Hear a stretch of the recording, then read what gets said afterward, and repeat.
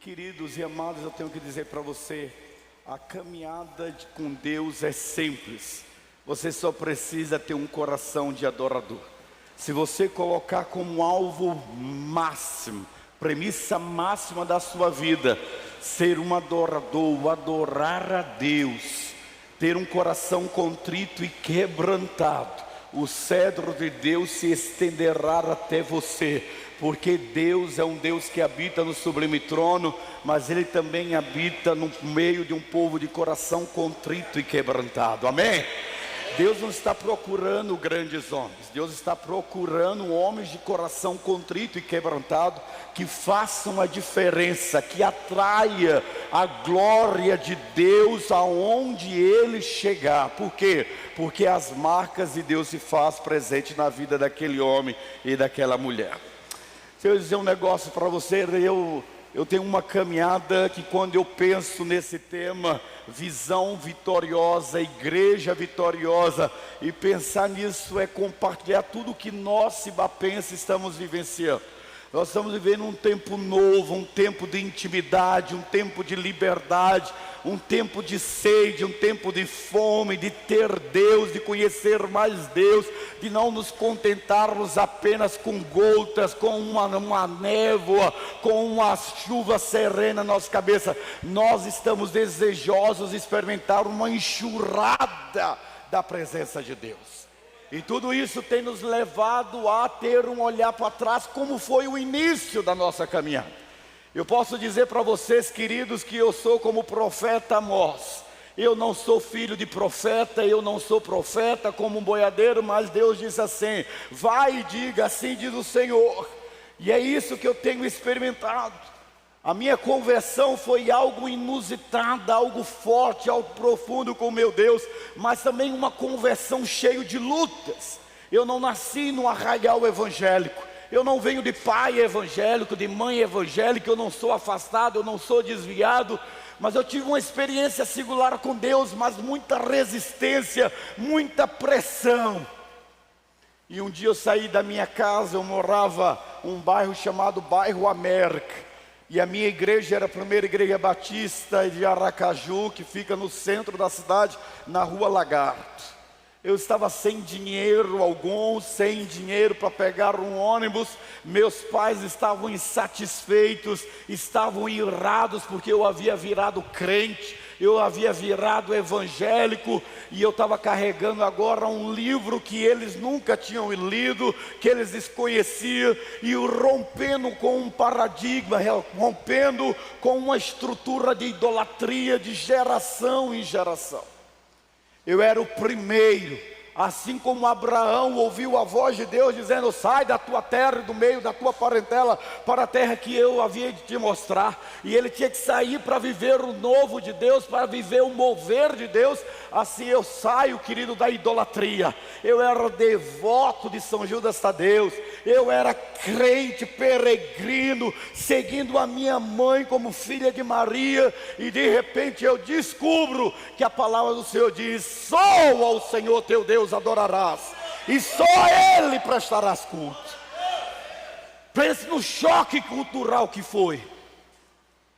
Alguém que estava ali no catecismo, alguém que estava ali na primeira comunhão, alguém que estava fazendo uma crisma, estava participando de todo o movimento católico só.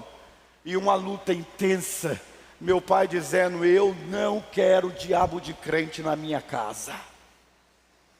E tanta luta. Havia no meu coração a minha experiência, mas havia também o meu respeito e a honra que eu devia a meu pai e a minha mãe.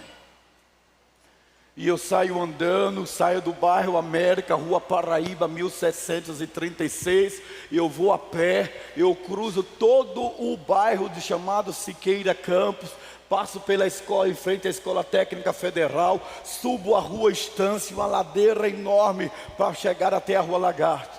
E eu vou na rua chorando, clamando a Deus, suplicando ao Senhor, clamando: Senhor, eu te conheço, fala comigo. E tem uma casinha pequenininha com o nome Igreja Assembleia de Deus, uma casinha muito minúscula. Eu entro naquela casa, o Espírito Santo me leva para dentro daquela casa, querido. Eu não queria nada, eu só queria um lugar para poder falar com o meu pai. Eu só quero um lugar para dobrar o meu joelho. Eu não quero, não dá tempo eu chegar na Rua Lagarto 646, na PIB de Aracaju. Então eu entro naquele lugar e eu dou o meu joelho, eu choro, eu clamo: Senhor, Senhor, foi o Senhor que falou comigo. Eu sei agora quem é o Senhor. Querido, a mulher que está lá na frente levanta e diz: meu filho, não temas, eu sou contigo. Foi eu que te chamei, foi eu que te levantei, eu sou a sua vitória. Querido, eu sabia que era Deus que estava falando comigo.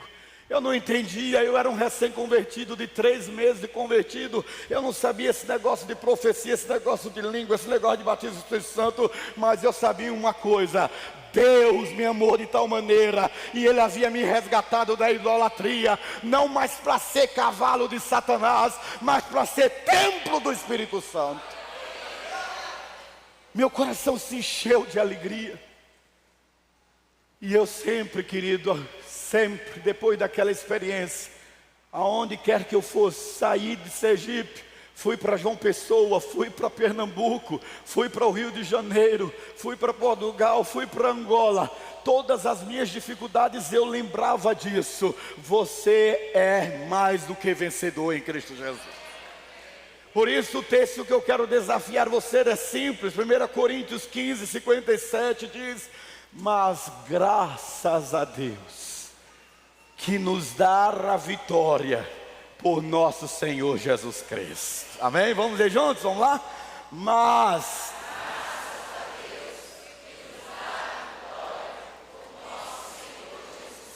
amém? Você crê que Jesus Cristo venceu o pecado? Diz amém. Você crê que Jesus Cristo venceu Satanás? Diz amém. Você crê que Jesus Cristo tem toda a autoridade no céu? Diz amém. Você crê que a autoridade que Ele recebeu do Pai, Ele deu à igreja? Diz amém. Então, querido, a igreja já nasceu vitoriosa. Nós já temos um veredito, nós já nascemos com o DNA de vitória, e as portas do inferno não vão prevalecer contra a igreja do Senhor. Pastor, se você, querido líder, se você, meu irmão, em que Jesus, não tiver uma visão de quem é Deus, de quem é Cristo, de quem é o Espírito Santo, quem você é em Deus, onde você está sentado em Deus, você vai ter uma visão minimizada, e você não viverá o melhor de Deus para a sua vida. Qual é o homem que está em comunhão com Deus? Qual é o homem que está dentro da presença do Senhor, que não deseja ser um agente de transformação? Ontem, quando o pastor Josué pregava, eu fiquei pensando: meu Deus, é isso aí, é desse jeito. O homem que está cheio da presença de Deus, o homem que está cheio do Espírito Santo, o homem que conhece o Senhor, ele tem uma visão de agente de transformação. Ele tem uma visão de um ser transformado que está numa missão, a missão de compartilhar tudo aquilo que ele viu, tudo aquilo que ele ouviu, tudo aquilo que ele experimentou em Deus. Querido, não estou falando de religião, eu estou falando de relacionamento com o Senhor. E quando a igreja se relaciona com o Senhor, ela sabe qual é a sua missão. Todos nós, queridos, todos nós temos uma visão clara nesses dias de que esta geração está vivendo algo sem precedente na história do mundo. Nós estamos com um momento de desconstrução e desmoralização, mas também tudo aquilo que nós acreditávamos em termos de valores judaico-cristãos estão sendo desconstruídos. Ontem estávamos a falar na sala com os pastores, dizendo: não é um processo só no Brasil, é no mundo.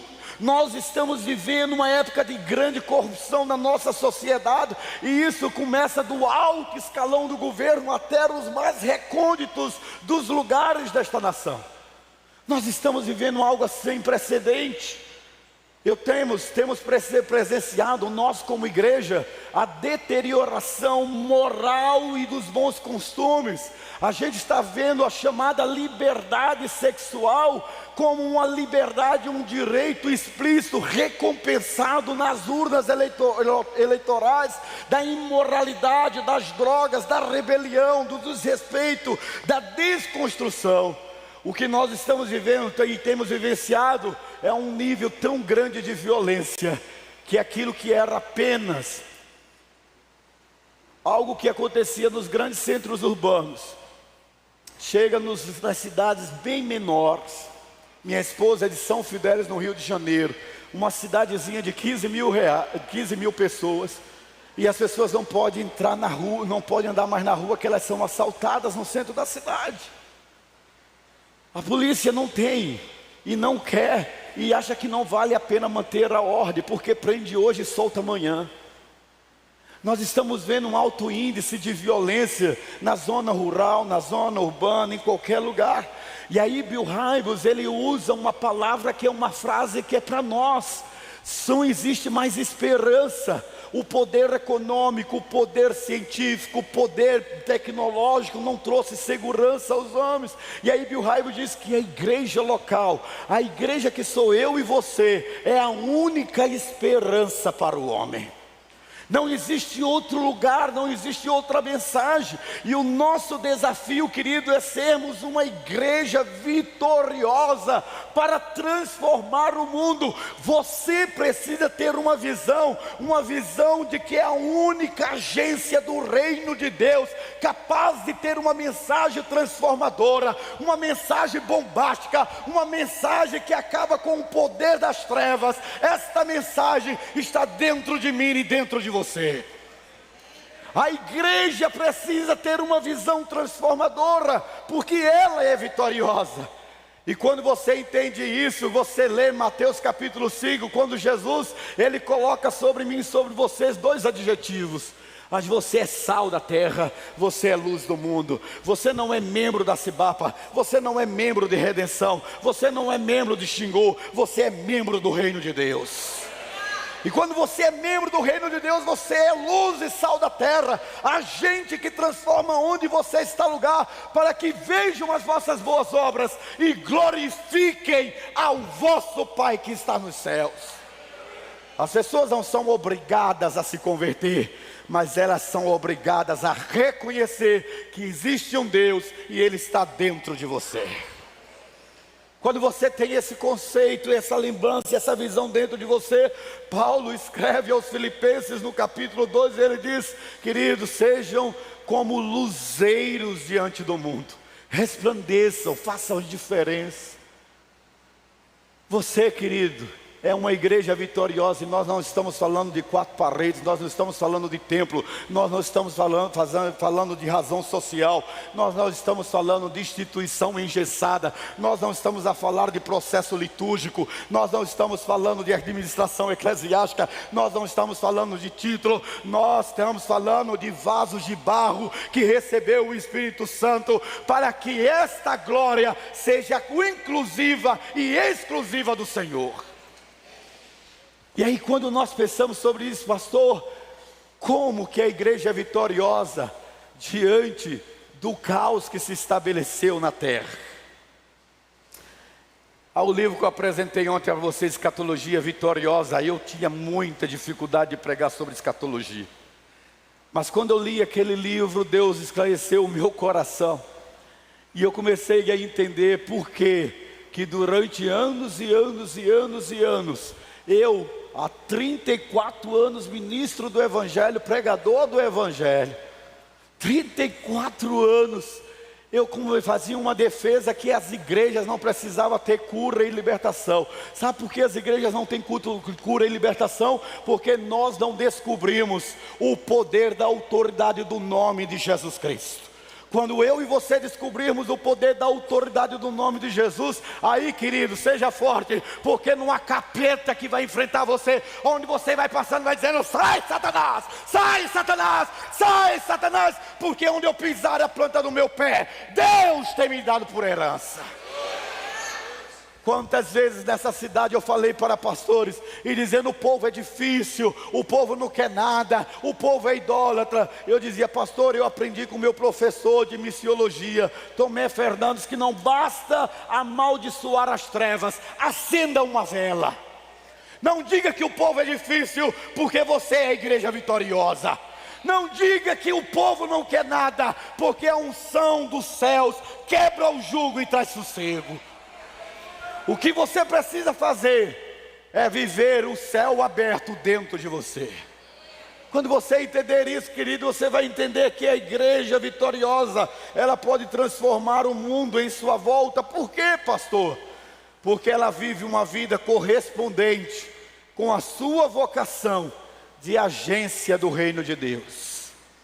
A igreja não é o reino, mas a igreja é a agência do reino. O reino de Deus, querido, é o tema central em todo o Novo Testamento. E é engraçado que quando você começa a ler o Novo Testamento, começa a aparecer um termo teológico que não é peculiar ao Velho Testamento. Aparece um homem, como foi pregado aqui, vestido de pele de camelo, comendo um gafanhoto no deserto, e ele começa a desafiar os israelitas, os hebreus, dizendo: arrependei-vos, porque está próximo o reino dos céus. Ele começa a anunciar que está chegando o reino, e esse reino vai destruir o reino que está em vigor. Poucos meses depois aparece um outro homem chamado Jesus. O primeiro é chamado daquele que prepara o caminho do que vem, do maior que está vindo. É o arauto. O segundo chega e começa a dizer também: olha, o reino de Deus está próximo. E ele cumpre um processo.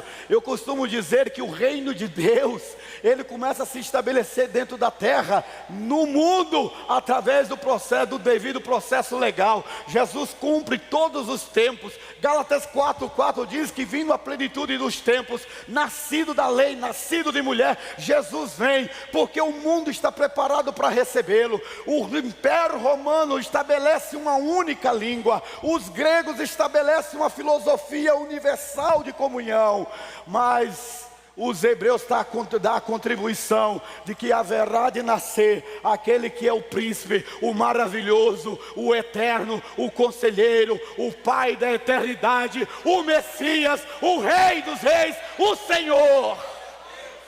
Esses três povos contribuem. Jesus então nasce, e ele vai até o Jordão e cumpre todo o processo, deixa João Batista batizar, e quando ele sai, ele diz: arrependei-vos, porque agora não está próximo, agora chegou o reino de Deus. O que é esse reino? Diz o texto de Mateus 3:1-2, que Jesus começa a pregar, João Batista começa a pregar, e João Batista começa a dizer, pregando no deserto, dizendo: arrependei-vos, porque está próximo o reino dos céus. Reino de Deus, reino dos céus, os mesmos propósitos. E naquele momento então, Mateus 4:17 diz que Jesus começa a pregar e dizer: arrependam-se. Tanto um como o outro está preparando o coração para que o reino de Deus chegue. Mas sabe o que é que eu mais gosto, querido? Quando eu comecei a pregar há 35 anos atrás, eu lembro que quando eu li a passagem de Jesus na sinagoga, eu montava um cenário e eu não sabia como era a sinagoga nos tempos de Jesus. Até ia uma sinagoga na simulada terra, onde funciona um protótipo teatral de Nazaré. Mas eu imagino Jesus sendo visitante, chegando então na sinagoga, sentado. E naquele momento, o homem de honra, o visitante ilustre, alguém da casa tem o direito a ler a passagem principal. Jesus então se levanta, vai à terra, então o lugar onde está a Torá, coloca o seu capuz, em respeito às sagradas escrituras, e ele abre a passagem bíblica de Isaías e começa a ler e dizendo: o Espírito do Senhor está sobre mim, pelo que Ele me ungiu para dar vista aos cegos, para curar os enfermos, para libertar os cativos, para anunciar o ano aceitável do Senhor. Ele tira então o seu capuz, volta para o seu lugar, senta novamente. E todos começam a olhar para ele. Jesus está lendo a mensagem messiânica. Jesus está dizendo: chegou o reino, agora Satanás está lascado. Breve o inimigo deste mundo, ele será expulso, porque eu vim para desfazer as obras do diabo. O reino de Deus, querido, não é pregação. O reino de Deus, como diz Paulo, eu não fui a vós com eloquência, eu não fui a vós com sabedoria, mas eu cheguei até vocês em poder, em graça, em sinais e maravilhas. Sem poder, sem autoridade, sem a visão do reino de Deus clara, você não vai muito longe. Aliás, eu gosto quando lemos Romanos capítulo 14, 7, que diz que o reino de Deus foi dito aqui, tanto pelo David quanto pelo Josué, dizendo: o reino de Deus não é comida nem bebida, mas justiça, paz e alegria no Espírito. Essa é a manifestação. O reino de Deus, querido, precisa ser restaurado dentro de nós. Nós precisamos permitir ser restaurado a visão de reino de Deus. E reino de Deus não é isso aqui. O reino de Deus, da mesma forma como os judeus concebiam o reino do Messias como algo geográfico e político, às vezes nós também, como igreja, achamos que o reino de Deus é um grande império eclesiástico, que o reino de Deus é um ministério numericamente grande em termos de números salvos. O reino de Deus é mais do que isso. É a manifestação daquilo que Ele é em você, aonde quer que você esteja, desfazendo as obras do diabo que você é capaz de identificar. E é por isso que nós precisamos reconstruir o reino de Deus. Mateus capítulo 6, versículo 33, que nós citamos, onde diz: busquem o reino de Deus e a sua justiça, e todas as demais coisas vos serão acrescentadas. Buscar o reino de Deus, querido, é ter exatamente uma visão de que eu e você não somos deste mundo. Somos embaixadores de Deus aqui, para fazer conhecido aquele que nos chamou das trevas para a sua maravilhosa luz. Ah, quando essa visão é boa, querido. Como essa visão traz para você a sensação de que as portas do inferno pode prevalecer contra esta tenda, mas ninguém poderá resistir todos os dias da sua vida quando você está cheio da presença do Senhor. Quando o reino de Deus é restaurado dentro de você, a sua forma de sentir, a sua forma de pensar, a sua forma de falar, a sua forma de tratar, a sua forma de sentir, a sua forma de lidar com o dinheiro, a sua forma de lidar com a família, a sua forma de lidar com o trabalho, a sua forma de lidar com os amigos, toda a sua forma de ser, de fazer e existir está permeada daquele que você diz que é Senhor e Salvador de você, seu Senhor e Salvador, mas é também o Senhor do reino. Quem não está satisfeito, diz o pastor Domingos Jardim, no seu livro O Tempo do Fim, ele diz: quem não está satisfeito com o reino que está vivendo, deve orar todos os dias, para que o reino dos céus venha e se manifeste nesse mundo com poder e grande glória. Sabe, quando eu cheguei aqui na Cibapa, as pessoas, elas não conseguiam entender, porque eu fazia algo que elas achavam que era só do católico. Nós, de forma imbecilmente, achamos que a oração do Pai Nosso pertence à Igreja Católica, e criamos uma dicotomia equivocada, de que rezar é repetir, e orar é falar com Deus. Deixe de bestagem. Deixe de bestagem. Jesus usa a oração do Pai Nosso, querido, e diz: quando vocês orarem ao Pai, orareis assim de forma pedagógica. Jesus está dizendo exatamente isso. Senhor, portanto, ore de forma assim: Pai Nosso que estás nos céus, santificado seja o teu nome, e venha a nós o teu domínio, e venha a nós a tua vontade, e venha a nós o teu reino, ó Pai. Uma igreja que não clama para que seja feito o reino do Senhor, ela não entende a necessidade da invocação da soberania de Deus, para que os nossos cultos, querido, não sejam antropocêntricos, mas os nossos cultos sejam teocêntricos. Se no nosso culto tiver estrela, a glória de Deus não desce. Mas se o nosso culto for teocêntrico, Deus sairá visitando a sua igreja, restaurando, curando, vivificando, salvando, libertando, porque o reino de Deus é chegado e o reino de Deus está entre nós. Cultos que atrai o reino do Senhor. Então na Cibap eu mandava todo mundo dar as mãos. Dei as mãos. Aí dava umas mãos, ficava em pé e eu começava o culto. Vamos todos citar: Pai nosso que estás, vamos juntos, vamos lá? Pai nosso que estás nos céus, santificado venha a nós. Seja feita a vossa vontade, assim na terra como nos céus. O pão nosso de cada dia nos dai hoje. Perdoai as nossas ofensas, assim como nós perdoamos a quem nos tem ofendido. Não nos deixeis cair em tentação, mas livrai-nos do mal. Agora seja forte. Sabe, aleluia. Sabe o que é que eu fazia? O católico, Satanás não deixa quem não é evangélico dizer a última parte do Pai Nosso, matar. Porque a última parte é assim: porque teu, oh glória, é o poder. Não existe outro poder além do teu poder. Tua é a glória. A glória, teu é o reino, Senhor. A citação no Pai Nosso, Jesus está dizendo: porque teu é o reino, teu é o poder, tua é a glória, Senhor. Você pensa e diz assim: pastor, mas por que isso? Eu estava atraindo a presença do reino de Deus para o auditório. Em vez de eu estar citando os demônios, sai demônio daqui, demônio ali, demônio aqui. Sabe por quê, queridos? Os demônios aprenderam a não se manifestar na igreja batista. Os demônios se manifestam na igreja do país ao lado. Sabe por quê? Porque são demôniozinhos que fizeram Mobral.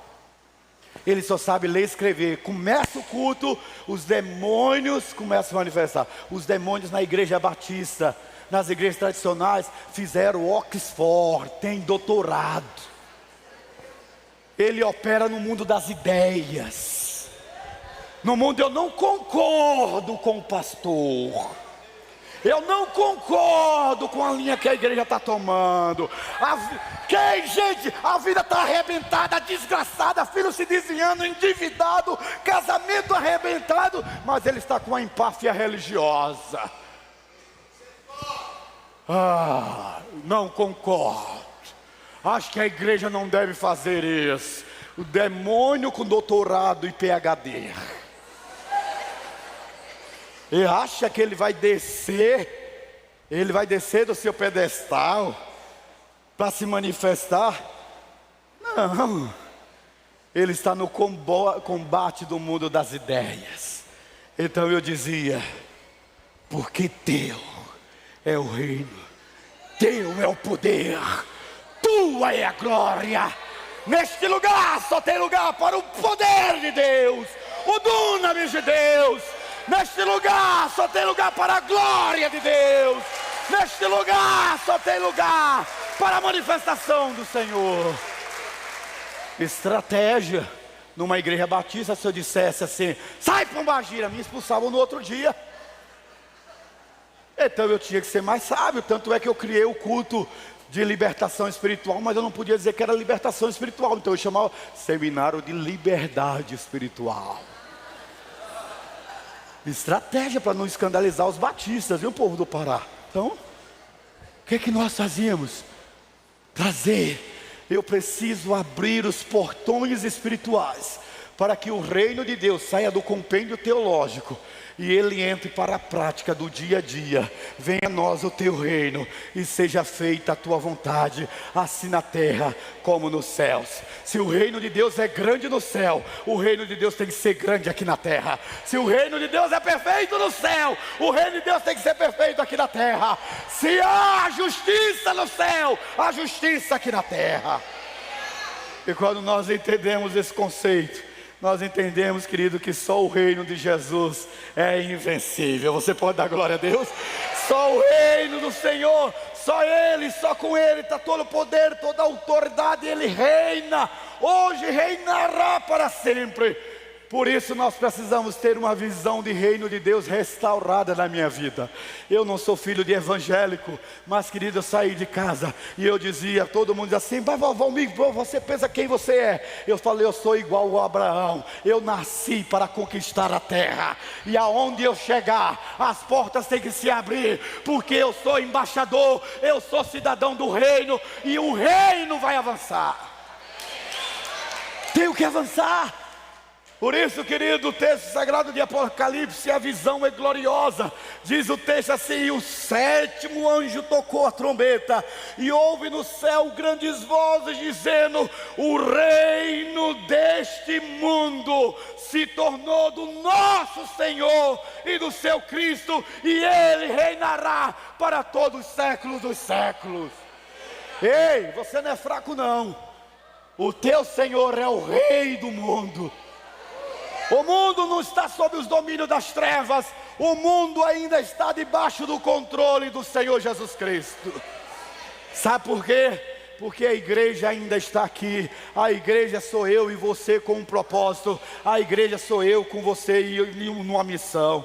As rédeas da história não estão nas mãos, querido, do inimigo. Está nas mãos de Deus, nas mãos do poderoso. Não está debaixo do governo do homem, mas debaixo do controle daquele que criou tudo, todas as coisas. Uma igreja vitoriosa é uma igreja que tem restaurado a visão do reino, mas é uma igreja também que cultiva a unidade e a dependência do Espírito Santo, amém? Diga comigo, uma igreja vitoriosa, ela cultiva a unidade e a dependência do Espírito Santo. Você crê nisso? Diz amém. Você tem buscado isso?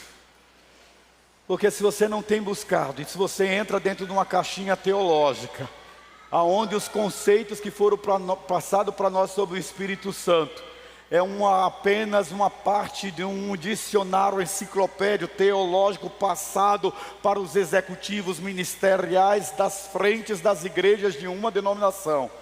Mas quando você entende que ser cheio do Espírito Santo é você desfrutar de uma paz, de uma alegria e de, sobretudo, uma ousadia para enfrentar as batalhas espirituais que, quer você creia ou não, elas existem e conspiram contra a igreja. Ele nos deixa mais fascinados com a presença do reino do Senhor. E é por isso que quando você começa a ter uma intimidade com o Espírito Santo, querido, a primeira coisa que ele faz é desconstruir tudo aquilo que foi construído dentro de você. Pensa num homem ousado de coragem. Esse que vos fala, me converti. Era professor da rede estadual do ensino do estado de Sergipe. Dava aula na escola de primeiro e segundo grau, o ministro Marco Maciel. Dava aula da quinta série, na minha época chamava de quinta série até o terceiro ano. Mas quando eu tive uma experiência com o Senhor, eu fui até a arquidiocese da minha cidade, e fui o primeiro professor evangélico a dar ensino religioso. Eu conversava e eu não tinha voz para cantar, e eu cantava em sala de aula para os meninos: não tardará, Cristo em breve voltará. A turma chorava, a turma se debruçava, eu fazia apelo. No intervalo de uma aula ou outra, eu aproveitava, fazia cultos relâmpagos. Foi para o seminário morrer. Mataram a minha fé. Eu queria ser um cara respeitado. Escondi tudo, não falei nada, fiquei ali, sublimei todas as minhas experiências. Mas quando eu começava a ler, dizia assim, e ver a minha vida, é só o Espírito Santo que tira o temor das coisas e das circunstâncias, querido. Ninguém tira o seu medo. Ninguém faz com que você enfrente as circunstâncias a não ser o Espírito Santo.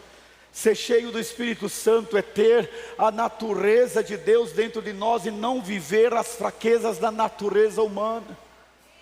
Nós somos fracos sim, mas o poder de Deus se aperfeiçoa em nossa fraqueza. Miqueias capítulo 3, versículo 8, ele diz: mas quanto a mim, graças ao poder do Espírito do Senhor, eu estou cheio de força, de justiça, para declarar a Jacó sua transgressão, e a Israel o seu pecado. É o Espírito Santo de Deus que nos dá coragem, nos dá força, nos dá moderação. É o Espírito Santo de Deus que nos faz ter uma visão de águia. É o Espírito Santo que faz com que você, eu, pastor, não tenhamos medo dos donos de igreja. É o Espírito Santo de Deus que lhe dá a visão estratégica para a igreja avançar. É o Espírito Santo de Deus que lhe dá voz profética. É o Espírito Santo de Deus que faz com que você se levante em autoridade diante de uma geração corrupta e diz: assim diz o Senhor. Ninguém diz assim diz o Senhor se não for pelo Espírito Santo. Não podemos ser homens só cumprindo um cerimonial religioso, sem direção do Espírito Santo. Isso é totalmente vão e sem valor. E eu fui assim, porque eu queria galgar o reconhecimento denominacional, e eu cheguei lá. E eu disse: não, para você, queridão, não vale a pena. Não vale a pena receber o aplauso dos homens e os elogios de quem quer ser bajulado. Vale a pena você ser respeitado, porque o reino de Deus é uma realidade na sua vida, e porque você é um homem cheio do Espírito Santo. Se você entender esse conceito claro, você vai ver que o Espírito Santo de Deus, o seu coração, faz com que você rompa. O homem sem o Espírito Santo, ele fica em concordância com as coisas erradas, mesmo sabendo que elas são erradas, eles se associam a elas. O homem sem o Espírito Santo, sem ser cheio do Espírito Santo, ele não cumpre a palavra de Deus, porque ele não tem força para fazer oposição ao diabo e oposição aos homens. Ele caga nas calças, ele borra as cuecas, desculpe as mulheres. O homem sem o Espírito Santo, querido, ele não tem força, ele não tem direção. Só há uma forma, querido, de você ser igreja vitoriosa. Só há uma forma de você romper, é ser cheio do Espírito Santo, para ter forças e resistir à contaminação mundana dos últimos dias. Ei, estamos vivendo um tempo do politicamente correto. Estamos vivendo um tempo em que o homem natural diz que a gente não tem que confrontar o mundo. Mas o homem natural, ele não faz isso, porque ele não consegue buscar a direção de Deus, porque ele parece loucura, e aí eles ficam prostrados em seus pensamentos, limitados e sujeitos a viver em condições que eles são mais fáceis e mais favoráveis. Sabe esses homens, o que acontece com eles? Eles ficam onde não é para ficar. Eles vão para lugares aonde não devem ir. Eles se associam com quem não deve se associar. Eles vivem uma prostituição cultural, uma prostituição espiritual e uma prostituição social, para satisfazer a sua própria vontade e natureza. Meu colega pastor, não deseje criar um império para você. O império pertence ao Rei dos Reis, Senhor dos Senhores. Entenda uma coisa: homens sem cheio de Espírito Santo, eles vivem numa situação de frustração, de tédio, de morte, sem sucesso, porque eles olham e não acreditam mais nas promessas de Deus. As promessas de Deus não fazem sentido, são impossíveis. Agora olhe para mim, querido, seja forte. Deus me chama, Deus te chama, para que você possa andar por fé, amém? Diga: Deus me chama para eu andar por fé. Você sabe o que é andar por fé, querido? Andar por fé não é ter dons espirituais, senão a igreja de Corinto era uma referência. Andar por fé é andar em desafio aos seus próprios pensamentos humanos. Porque maior do que Satanás para destruir a sua vida é você mesmo. Você é a sua derrota ou você é a sua vitória. Depende da decisão que você toma, de andar na presença de Deus ou andar fora da presença de Deus. Ninguém é responsável pelo seu fracasso. Não é a circunstância, não é a política, não é a economia, não é o pouco dinheiro que você recebe, é a sua falta de comunhão com Deus. Cuidado, olhe para mim, não estou aqui para lançar pedra contra você. Mas cuidado, para que você não seja um sepulcro caiado. Sabe o que é sepulcro caiado? Quando eu morava no interior de Minas Gerais, eu morei um tempo em Minas Gerais também no interior. E como eu não era bom de colher café, todo mundo ia colher café e eu não ia. Eu ficava para levar a marmita para eles comerem, porque o almoço era 9, 9h30 e eu que levava as marmitas. Mas uma outra tarefa minha que a minha avó me dava era caiar o fogão depois que ela fazia toda a comida. O fogão ficava sujo, e aí eu dissolvia o cal todo. Sabe o cal? Quem já viu isso? E aí eu passava em torno, depois que o forno esfriava, o fogão esfriava, eu caiava tudo isso, ele ficava bonitinho, e eu ficava olhando assim, nossa, como ficou bonito o fogão. Todo dia eu tinha que passar o cal. Assim são alguns que não são cheios do Espírito Santo. São bonitos por fora. As mulheres vêm para a igreja, fazem seu cabelo lá no salão da Aninha ou da Regina. Arma, coloca seu sapato e vem para se bapa toda bonita. Está com a vida lascada em tudo. Ninguém imagina como ela está. Por fora, a Miss Tocantins. Por dentro, uma ladrona de si mesma. Os homens vêm com a empáfia deles. Um carro atualizado. Coloca o óculos, o seu Ray-Ban. Lascado. Carro bonito, roupa bonita. Mas vivendo de aparência. Sabe por quê? Porque quando você busca as coisas de Deus, Deus cuida das suas coisas.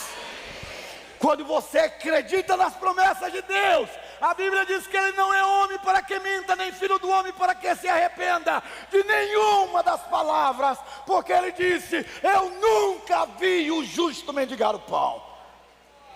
Quando você está em obediência e retidão com Deus, eu menos faço assim, Senhor, o que é que está havendo? O que é que está havendo? Eu sou dizimista, eu oro, eu leio a palavra. Por que o céu está fechado para mim? Eu estou legitimado, eu estou jejuando, eu estou orando, eu estou buscando. Por que o céu está ferrado? Por que o céu está cerrado? Por que tudo está fechado? Senhor, a tua palavra diz que o Senhor não é homem para que minta, nem filho do homem para que se arrependa. A tua palavra diz, Senhor, trazei todos os dias da casa do tesouro, para que haja mantimento na minha casa. Fazei prova de mim, se eu não repreender o espírito devorador. Então Deus, eu quero o que é meu. Satanás não pode aprisionar, porque o Senhor é dono do ouro e da prata, e não há base de ilegalidade na minha vida. Satanás não pode trancar as minhas finanças. Por isso agora eu dou ordem, em nome de Jesus. Sai, espírito devorador. Mas se você não está bem com Deus, você fica assim.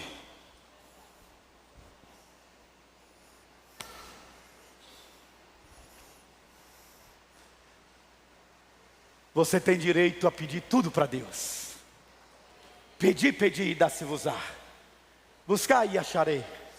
Batei e abre-se-vos-á. Todo o que pede recebe. Mas quem é que está pedindo? Sou eu, Senhor, teu filho, e eu estou aqui. E a Bíblia diz, se vós que sois imperfeitos, sabeis dar coisas boas aos vossos filhos, muito mais eu, o vosso Deus. Mas você precisa estar na presença do Senhor. Você precisa estar cheio do Espírito Santo. Só cheio do Espírito Santo, querido, é para vivermos esses desafios que está dentro de nós. Os homens traçam planos para as suas vidas, profissional, familiar, financeiro, buscam um objetivo na vida, mas cometem a fatalidade espiritual, que é não ter objetivo para com Deus. Objetivos como permanência, comunhão, andar em seus mandamentos, ser humilde e ter total dependência de Deus, só isso. Jacó foi um homem que tinha objetivos com Deus. Jacó sabia o que ele queria. Você pode esculachar com Jacó, mas Jacó foi esperto demais. Ele estava atento às promessas de Deus, e ele lutou, e ele conseguiu a primogenitura, e ele fez um voto a Deus para que Deus o abençoasse, e Jacó foi fiel a Deus em seu voto, e Deus o abençoou. Ei, seja forte. Eu não sei como você ora, mas eu nunca oro sem citar a palavra de Deus para Deus, porque eu sei que eu tenho autoridade para fazer isso. Então eu chego na minha sala, meus vizinhos sabem qual é o momento que eu estou orando, e eu fico de madrugada igual a pastora Deusa. Tem que alguém ir lá na sala e dizer: baixa a voz aí, vai acordar os vizinhos. Porque eu começo a dizer assim: bendito Deus e Pai do Senhor Jesus Cristo, que já me abençoou com toda sorte de bênçãos nos lugares celestiais em Cristo Jesus. Senhor, a tua palavra diz: buscai primeiro o reino de Deus e a sua justiça, e todas as demais coisas serão acrescentadas. Pois eu declaro na minha vida, Senhor, que o meu nome, o nome da minha descendência será honrado nessa geração, em nome de Jesus. Você pensa que foi pela oratória que eu não tenho que cibar para crescer? Não. No nosso templo eu ia toda manhã para lá. Eu não podia chamar os meus discípulos, eu não sabia que nível que ele estava, e eu saía passeando pelo corredor, tudo cadeira vazia, 500 cadeiras e 200 pessoas no auditório, e eu ficava toda manhã lembrando do pastor Miqueias da Paz, pastor da Concórdia no Recife, que tirava, enquanto estava vivo, tirava 4 horas do dia para orar. Eram 6 horas, ele dizia: se eu não trabalho para o mundo, eu trabalho para Deus. Eu tenho que tirar 4 horas para orar e 2 horas de oração. Então eu lembrava daquilo, pegava a minha bike. Na época eu não tinha carro, teve uma época no Cibaba que eu não tinha carro. Quando eu comprei um, era um que eu não conseguia dirigir, que ele não tinha direção hidráulica. O cara passa por mim e diz: ei, pastor Valmir, que ministério glorioso, né? E eu disse: mas não queira começar por onde eu estou terminando, querido. Então eu ia para Cibapa dos Índios e ficava toda manhã lá sozinho, andando no corredor. Pela fé, eu profetizo uma multidão nesse auditório. Pela fé eu vejo vidas salvas. Senhor, eu não vim ser para ser pastor apenas dessa igreja. Eu vim ser para ser pastor da cidade de Palmas. Em nome de Jesus Cristo, que a unção do Senhor desça sobre esse lugar. E às vezes alguém ia para lá e ficava assim, ó. Tinha uma moça que era não crente aqui na igreja, trabalhava na igreja. Ela ficou olhando para mim, ela diz assim: eu já vi 3 pastores passar nessa igreja, mas esse daí é doido, ó. Porque fica andando no corredor e orando sozinho e falando com as cadeiras. Só doido para falar com cadeira. Ei, o homem de Deus cheio do Espírito Santo, ele chama as coisas que não são como se já fosse, e as coisas que não existem como se já existissem. Você precisa ter esse conceito. Eu nunca deixei de citar nesta igreja, ainda que estivesse preso pela denominação. Eu sempre amei Atos capítulo 1, versículo 8, que diz: mas recebereis poder ao descer sobre vós o Espírito Santo, e ser-me-eis testemunhas tanto em Jerusalém, Judeia, Samaria e até os confins da terra. Eu disse: Senhor, eu quero esse poder. Eu não sei falar, eu sou igual àquele que diz: Senhor, eu sou pesado de língua. E a minha igreja sabe que eu sou pesado de língua. O povo se converte pela graça de Deus, porque pensa no homem da língua afiada, sou eu. Você sabe como é que eu oro na minha intimidade com Deus para não prejudicar a minha igreja? Eu oro assim, ó: Deus, em nome de Jesus, coloca um cabresto de fogo na minha língua. Porque se perguntarem, eu digo, geralmente eu dizia sem ninguém perguntar, mas agora eu quero ser feliz e não ter razão. Então eu fico calado, não pergunte, não pergunte, não pergunte, não pergunte. Porque se perguntar eu vou dizer: pastor, eu sou bonito? Não, querido, você é feio, mas Deus te ama. É o que Deus faz na nossa vida. Cristianismo não é ter uma religião, querido. Cristianismo é ser discípulo de Jesus em toda a acepção da palavra.